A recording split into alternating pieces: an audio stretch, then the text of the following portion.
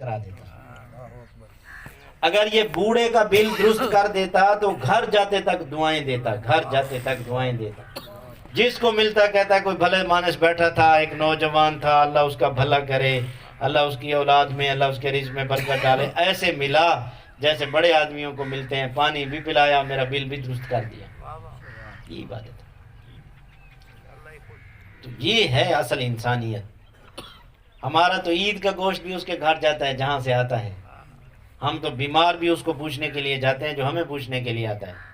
ملک صاحب بیمار ہے تو ایک جا رہا ہے، دوسرا آ رہا ہے، وہاں چائے کی پیالی مل جاتی ہے ملک صاحب کے ڈیرے سے. دوسرا کبھی کبھی کوئی مسئلہ ہوگا تو ملک صاحب وہ مسئلے بھی حل کریں گے. ملک صاحب کو تو خود کو مسئلے پڑے ہوئے ہیں، مخلوق کیا مسئلے حل کرے گی؟ جو ایک ٹانگ زمین سے اٹھائے دوسری اٹھا نہیں سکتا، جو پیشاب آئے روک نہیں سکتا، نہ آئے کر نہیں سکتا، جس کے اپنے پیٹ میں درد ہو وہ زمین پر ایڑیاں رگڑ رہا ہے، یہ ملک تیرے مسئلے کیسے حل کرے گا؟ یہ تو آپ مسائلستان ہے، اس کے تو اپنے مسئلے اتنے، رات کو نیند نہیں آتی، 81 کھا کے سوتا ہے، تیرے مسئلے کیسے حل کرے گا؟ تیرے مسئلے حل ہونے تھے جھونپڑی والے کے پاس. تو یہاں آتا اس کی غربت کو پسے پشت رکھ کے کہ یہ اللہ کا بندہ ہے. جب تو گھر سے چلتا آسمان والا تجھ پر خوش ہوتا، تیرے 10 مسئلے حل ہو جاتے. اس میں اللہ بستا ہے. جب دفتر میں کوئی اکیلا آدمی آئے اس کا کام پہلے کرنا، وہ اکیلا نہیں ہے، اس کے ساتھ اللہ کی مدد ہے. جب کوئی سفارشی کو لے کر آئے اس کا کام بعد میں. وہ ایک حجامتے، جب خیر کا زمانہ تھا، ایک نائی جو ہے حجامت بنا رہا تھا. ایک نبینا آدمی آیا، اس نے کہا کہ میری اللہ کے نام پر حجامت بنا دو. وہاں جس کی حجامت بنا رہا تھا وہاں اس طرح روک دیا. اس کو کہتا ہے میں تمہارے سامنے ہاتھ باندھتا ہوں، تم تکلیف محسوس نہ کرنا، مجھے پہلے اس کی حجامت بنا دو. اس نے کہا کیوں؟ اس نے کہا اس نے ایسی ذات کا واسطہ دیا ہے کہ اس کا میں نمبر دوسرا نہیں کر سکتا، کیونکہ اس نے اللہ کا نام دیا ہے. اللہ کے نام کی عظمت یہ ہے کہ اب پیسوں کی عظمت نہیں رہی. بس یہ ہم سیکھ جائیں، یہ بڑی خوبی ہے. ایسی خوبیاں پیدا کرو، میں بھی پیدا کروں. یہ نہیں کہ میں خوبیوں کا مالک ہو گیا ہوں اور آپ کو کہہ رہا ہوں. میرے کان میری زبان سے زیادہ قریب ہیں کان، تو میں چاہتا ہوں کہ یہ باتیں میرے اندر آ جائیں. ہر انسان کو اپنے آپ سے اچھا سمجھو. آپ خیر کی چابیاں بن جاؤ اور ایسے بنو کہ بندوں پر بارش بن کے برسو. ہر بندے کو ہم سے خیر ملے، اس سے اللہ خوش ہوتے ہیں. اللہ آسمان سے خیریں برسائیں گے. دیکھو آپ کے وہاں سے کام ہوں گے جہاں کسی کے نہیں ہوتے، اس لیے کہ آپ لوگوں کے کام کر دو، لوگوں کو خیر پہنچاؤ. آپ دفتر پہ بیٹھے ہوئے ہو، جن کے مسائل ہیں جہاں تک ہو سکتا ہے کام کرو ان کے. اللہ نے آپ کو کوئی مالی وسعت دی ہے تو جو آپ کے پڑوس میں غریب رہتے ہیں ان کی فکر رکھو. آپ کے پاس ایک لسٹ ہو ان کے نام لکھے ہوئے ہیں. اب عید آ رہی ہے، ہمارے پاس ایک لسٹ ہو، دیگیں بنوانا، پوسٹر لگانا، گھوڑے نچانا، شرابوں کی مجلسیں قائم کرنا، ٹھیٹھر لگانا، بیٹے کی شادی پر مجرے کروانا. یہ انسانیت نہیں ہے.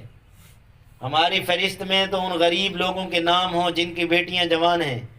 ہماری فہرست میں ان غریب اور یتیم بچوں کے نام ہیں جو عید کی خوشیاں ہمارے ساتھ کر سکیں. اب ہمارے 2 بیٹے ہیں، دو ہمارے محلے میں یتیم رہتے ہیں. میں نے ابھی میں ذہن میں رکھنا ہے کہ میں نے 4 سوٹ بنوانے ہیں، 2 اپنے بیٹوں کے لیے، 2 یتیموں کے لیے جن کا کوئی سوٹ بنانے والا نہیں ہے. پہلے میں یتیموں کو پہناؤں گا، بعد میں اپنے بیٹوں کو پہناؤں گا. محمد صلی اللہ علیہ وسلم جا رہے ہیں، حسن اور حسین کو کندھے پر بٹھایا ہوا ہے اور عیدگاہ کی طرف جا رہے ہیں. ایک یتیم کو دیکھا رو رہا تھا، سارے کھیل رہے تھے وہ رو رہا تھا. پوچھا یہ کیوں کھیل رہے ہیں، یہ کیوں رو رہا ہے بیٹھا ہوا، کیا تیرے پاس کوئی کھیلنے کی چیز نہیں ہے؟ اس نے کہا نہیں، میں یتیم ہوں، میرا ابا فوت ہو گیا ہے، میری ماں کے پاس اتنی وسعت نہیں تھی کہ وہ مجھے نئے کپڑے بنا کے دیتی. ان سب نے نئے کپڑے پہنے ہوئے ہیں، میرے پاس کپڑے نہیں ہیں. قربان جاؤں محمد صلی اللہ علیہ وسلم کی سیرت پر. واعظ بیان اور بات ہے، عملی بات اور بات. آپ نے اس بچے کو اٹھایا، گھر لے آئے. گھر میں ازواج مطہرات میں سے کسی بیوی سے کہا کہ تم اس کو غسل دو، چھوٹا بچہ تھا، میں محمد اس کے لیے کپڑے لاتا ہوں. فرمایا حسنین کریمین کے کپڑے لائے. یا ایک روایت میں آتا ہے اپنی چادر کے 2 ٹکڑے کیے، جس چادر کی اللہ نے قسمیں کھائی، ایک اوپر دیا اور ایک کی تہمت باندھی.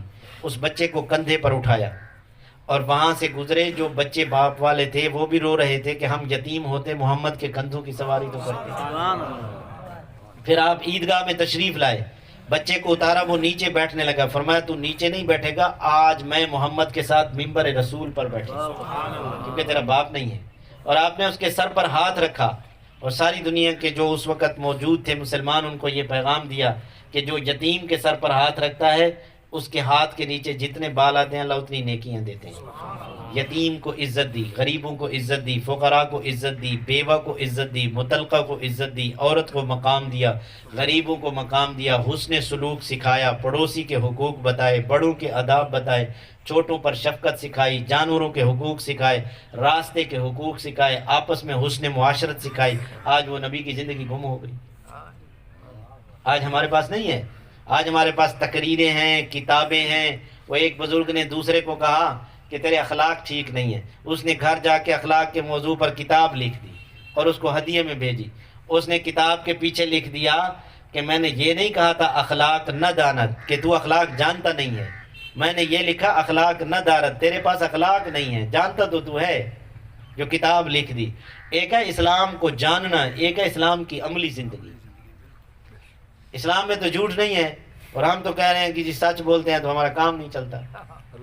تو یہ تو اسلام کتابوں میں ہے، زندگیوں میں تو نہیں ہے. نہ ہونے کی وجہ سے پریشانی ہے. کافر اسلام میں داخل کیوں نہیں ہوتے؟ پوری دنیا کا کفر اس وقت اس کے لیے رکاوٹ مسلمان کی زندگی ہے. وہ کہتے ہیں تم ایسے مسلمان ہو کہ مسلم بینک کے نام سے سود لیتے ہو، شراب خانے کھولتے ہو. ٹھنڈی وہ مولانا طارق جمیل صاحب ایک دفعہ فرما رہے تھے کہ گورے کے ساتھ جہاز میں سفر ہوا، میں نے اسے قرآن پڑھ کے سنایا شراب حرام ہے. وہ میری طرف حیرانگی سے دیکھنے لگا. اس نے کہا میں تاجر ہوں، بزنس مین ہوں، میں بزنس کرتا ہوں، سب سے اچھی شراب مجھے پاکستان کے شہر کراچی میں ملتی ہے، مسلمانوں کے ملک میں، اور تم کہتے ہو شراب حرام ہے. تو یہ حسن معاشرت سیکھو، یہ سب سے بڑا دین ہے. کسی کو دکھ نہ دو، سکھ پہنچاؤ، اللہ سکھوں کے دروازے کھولیں گے.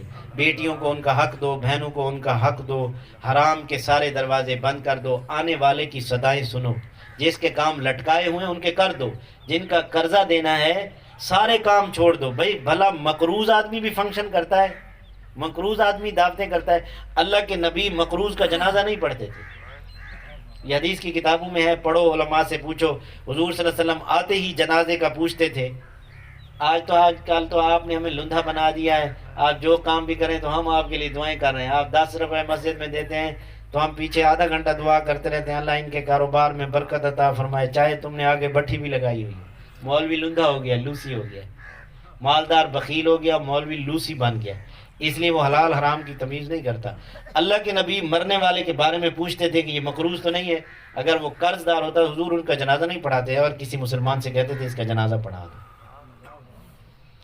اور ہم مقروض بھی ہیں اور فنکشن بھی کر رہے ہیں، اور ہم مقروض بھی ہیں اور دعوتیں بھی کر رہے ہیں، اور قرض والا پیچھے پھر رہا ہے. قرض کیا ہے؟ محلے والے کریانے والے کا قرض ہے، سبزی والے کا قرض ہے، دودھ والے کا قرض ہے، چھوٹی سی ان کی دکان ہے، ان کو ذلیل کیا ہوا ہے. بینکوں سے قرضہ لیا ہوا ہے. بینک سے قرضہ کیوں لے رہے ہیں؟ وہ جی مجبوری ہے. مجبوری کیا ہے؟ مہران سے XLI لینی ہے. مجبوری یہ ہے. GLI لینی ہے، بڑی کار لینی ہے، تاکہ لوگ کہیں بڑا ذمہ دار ہے. اندر آگ ہے، کوٹھی میں آگ ہے، بنگلے میں آگ ہے. جب حرام ہوگا آگ ہوگی. تو چھوٹی سواری رکھو، تھوڑی زمین کاشت کرو، پرانا ٹریکٹر رکھو، چھوٹا پیٹر رکھو، تھوڑی زمین کاشت کرو. ادھار نہ لو، پیسے نہ لو، قرضہ نہ لو. اللہ کے نبی نے ہمیں قرض مرض ہے، قرض محبت کی کینچی ہے، قرض سے نفرتیں پھیلیں گی. ایک بزرگ نے دوسرے کو لکھا کہ خلوت چاہتا ہوں، رش بڑا ہے. مطلب میں چاہتا ہوں کہ اکیلے رہوں، اللہ اللہ کروں، رش بڑا ہے، ایک آ رہا ہے دوسرا جا رہا ہے. اس نے کہا 2 طریقے ہیں، سارے بھاگ جائیں گے. فرمایا کیا؟ فرمایا مالداروں سے قرضہ مانگ لو، غریبوں کو قرضہ دے دو. مالداروں سے مانگو گے تو وہ آئیں گے نہیں بھی، یہ تو قرضہ مانگتا ہے. اور غریبوں کو قرضہ دو گے تو ان کو دینے کی وسعت نہیں ہوگی، وہ واپس ہی نہیں آئیں گے. بھئی آپ تو پیسے دینے پڑیں گے، وہاں جائیں گے. فرمایا خلوت ہو جائے گی. تو فرمایا قرض سے ہی خلوت ہو جائے گی. ایسے ہی کیا، پیسے والوں سے جس سے زیادہ دوستی ہے اس سے پیسے مانگ لو، وہ دوبارہ آئے گا بھی نہیں. غریب کو قرضہ دے دو، جس کو اپنے سے دور کرنا چاہتے ہو، جس کے ساتھ آپ تعلقات ختم کرنا چاہتے ہو، اس زمانے میں اس کو قرضہ دے دو. بس وہ آپ کے تعلقات ختم ہونا شروع ہوئے. آپ کا پیسے مانگنا اس کو گولی کی طرح لگے گا. یہ مانگتا کیوں ہے؟ حالانکہ قرض تو کتنی بڑی اس نے اس پر احسان کیا. محسن ہے قرضہ دینے والا. پہلے آدمی کھانے نہ بنائے. ایک تو ہے نا مجبور آدمی، اس میں حدیث میں آتا ہے کہ مجبور آدمی کو تم نے قرضہ دیا، اب وہ بیچارہ دے نہیں سکتا، تو حدیث میں آتا ہے اس کے نہ دینے پر جو تم اس کو مہلت دے رہے ہو، روزانہ اتنے پیسے صدقہ کرنے کا ثواب ہے. سبحان اللہ. ایک یہ ہے کہ گاڑیاں بھی چل رہی ہیں، بیٹے کے فنکشن بھی ہو رہے ہیں، زمین بھی ساتھ بک رہی ہو وہ بھی لے رہا ہے، اور سارے کام ہو رہے ہیں. جب قرضے والا آتا ہے کہتا ہے جی حالات خراب ہیں، اگلی پہلی پر دیں گے. اللہ کہتا ہے تجھے بھی میں اگلی پہلی پر لٹکاؤں گا. ہاں تو اس کو ذلیل کرے گا، میں تجھے. جو بندوں کو ذلیل کرے گا وہ خود ذلیل ہوگا.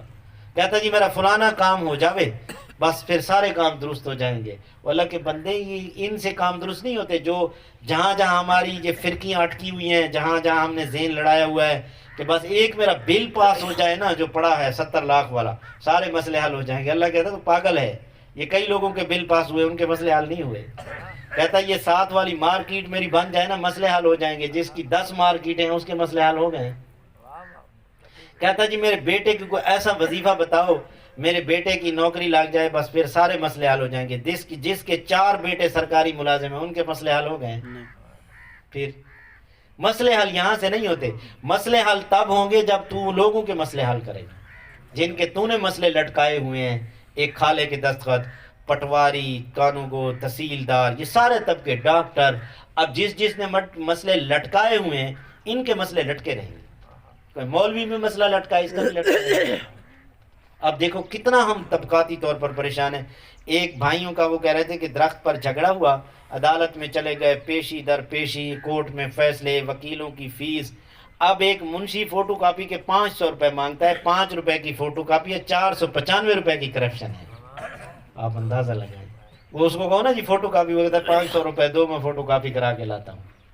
یہ کیا ضرورت تھی رزق حرام کرنے کی؟ اسے کہو 500 روپے دو، میری یہاں تنخواہ نہیں ہے، 495 روپے مجھے خرچے کے دو، 5 روپے کی فوٹو کاپی کروا لو. بھائی دینے ہیں مانگ کے لو، شریعت اجازت دیتی ہے. اسے کہو بھائی میری نہ مجھے وکیل تنخواہ دیتا ہے نہ میری کوئی سرکاری ملازمت ہے، میرے چھوٹے چھوٹے بچے ہیں، یہ 10 روپے لگیں گے فوٹو کاپی کے، باقی جتنا خرچہ تمہارا دل کرے مجھے دے دو. اب وہ 100 روپے بھی دے دے گا. یہ 100 روپے حلال کے آئے ہیں، یہ 100,000 والی جگہ پہ کام کریں گے. اگر 500 ایسے گڑبڑ سے لیے تو 500 فوٹو کاپی پر لگتے ہیں، 495 روپے ایسے لے لیے. اب اس کا بیٹا سڑک پر اور تماشے کرے گا، گھر میں اور تماشے ہوں گے، یہ اور سوراخوں میں پیسے جائیں گے، یا میڈیکل سٹور پر جائیں گے، یا لڑائی پہ جائیں گے. صرف رخ زندگی دروازے سے آؤ، دیوار سے نہ آؤ. اللہ نے راستہ رکھا ہے. کام ایسے کرو صاف شفاف کام ہو. مسلمان دھوکہ نہیں کرتا، ملاوٹ نہیں کرتا، فراڈ نہیں کرتا، جھوٹ نہیں بولتا. سچ میں بڑی برکت. جس کے پیسے دینے ہیں اس کو چکر نہ دو کہ کل دوں گا، پرسوں دوں گا. اندر نہیں، اندر میں ہے نہیں دوں گا. اندر جو ہے نا وہ مفتی جو اندر کا ہے نا وہ کمپرومائز نہیں کرتا. جب بندہ جھوٹ بولتا ہے اندر سے آواز آتی ہے تو جھوٹا ہے. مثال کے طور پر دودھ سفید ہے، یہ ہمارے اندر میں بات ہے. کان پر پستول رکھے اور وہ کہے کہ تم کہو دودھ کالا ہے. یہ زبان سے کہہ رہا ہے دودھ کالا ہے، اندر سے آواز آ رہی ہے جھوٹ بول رہا ہے. دودھ سفید ہے تو جھوٹ بول رہا ہے. اب پتہ ہے کہ پیسے تو میرے پاس ہیں نہیں. اسے کہتا جی کل آؤ. اسے سیدھی بات کرو کہ میرے پاس پیسے نہیں ہیں. تو 10 چکر لگائے گا، میں 10 جھوٹ بولوں گا، تو لہٰذا میرے پاس پیسے نہیں ہیں، حالات بھی نہیں ہیں. تو نے جو سزا دینی ہے مجھے ادھر کمرے میں بٹھا کے دے دے، جوتے مارنے ہیں، معاف کرنا ہے، کوئی چیز ہے تو میں پیسے ابھی نہیں دے سکتا. جب ہوئے تو آپ سے بھی وعدہ کرتا ہوں، اللہ سے بھی وعدہ کرتا ہوں، آپ کے گھر پہنچاؤں گا. میں خدا کی قسم کھا کے ممبر پر کہتا ہوں جو بندہ یہ عزم کرے گا اللہ اس کا قرضہ فی الفور انتظام کرے گا. یہ حدیث ہے. جو بندہ اپنی نیت صاف کر لے کہ میں نے اس کے پیسے دینے ہیں تو خزانہ غیب سے اللہ پاک انتظام کریں گے اور اس کے اللہ پاک راستے کھول دیں گے. گھڑی میرے پاس ہے نہیں، ٹائم اوپر ہو گیا، ساتھی اشارے نہ کر رہے ہیں.